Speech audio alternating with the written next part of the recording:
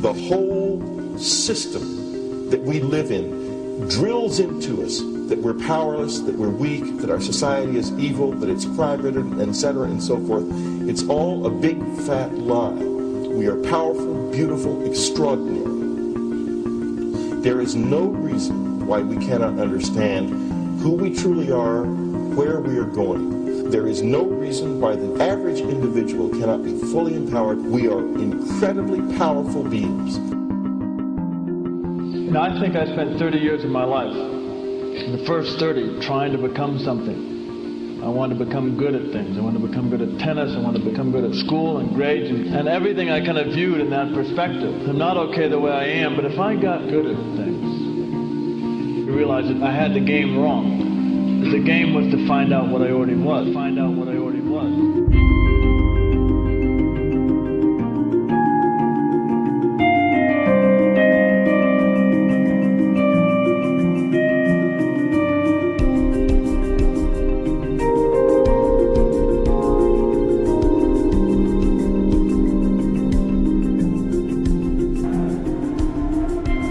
Now, in our culture, we've been trained for individual differences to stand out.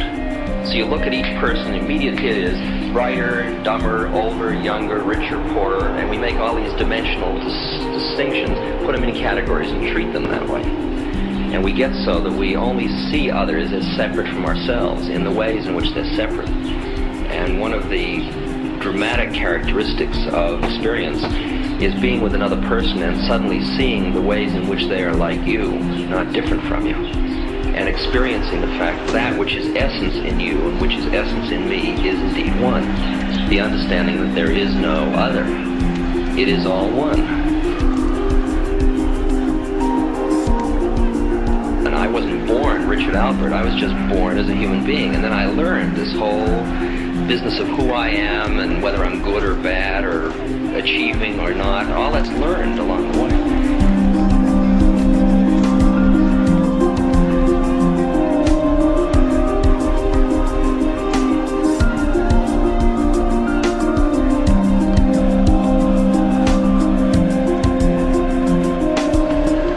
The old appeals to racial, sexual, and religious chauvinism, to rabid nationalist fervor, are beginning not to work. A new consciousness is developing which sees the earth as a single organism and recognizes that an organism at war with itself is doomed.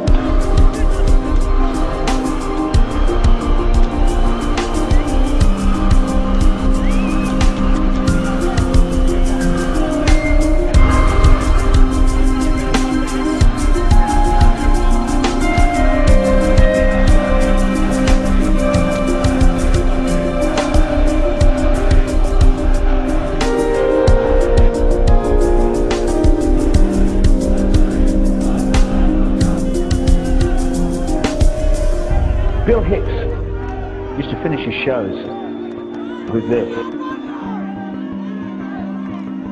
Life's like a ride in an amusement park. And when you go on it, you think it's real, because that's how powerful our minds are. And the ride goes up and down and round and round. It has thrills and chills, and it's very brightly colored. and it's very loud, and it's fun for a while. Some have been on the ride for a long time, and they begin to question, is this real, or is this just a ride? And other people have remembered, and they come back to us and they say, hey, don't worry, don't be afraid ever, because this is just a ride. And we kill those people. Shut him up, I've got a lot invested in this ride. Shut him up! Look at my furrows of worry. Look at my big bank account and my family. This has to be real. It's just a ride. But we'll kill those good guys who try and tell us that. You ever notice that? And let the demons run them up? But it doesn't matter, because it's just a ride, and we can change it anytime we want. It's only a choice. No effort, no work, no job, no savings of money. Just a choice right now between fear .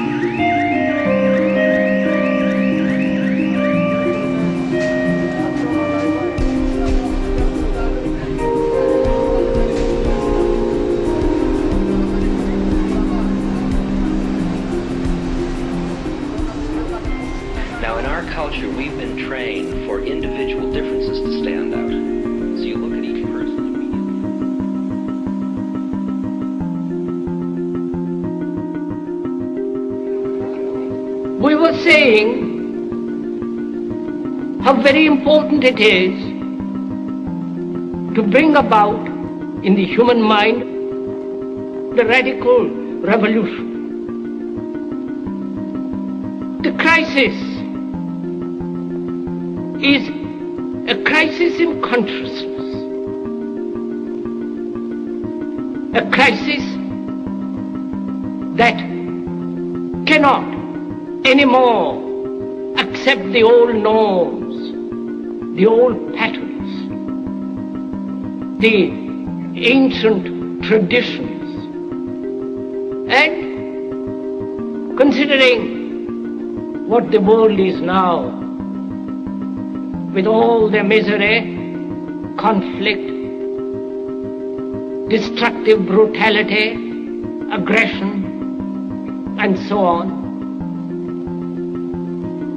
man is still as he was. He's still brutal, violent, aggressive, acquisitive, competitive, and he has built a society along these lines.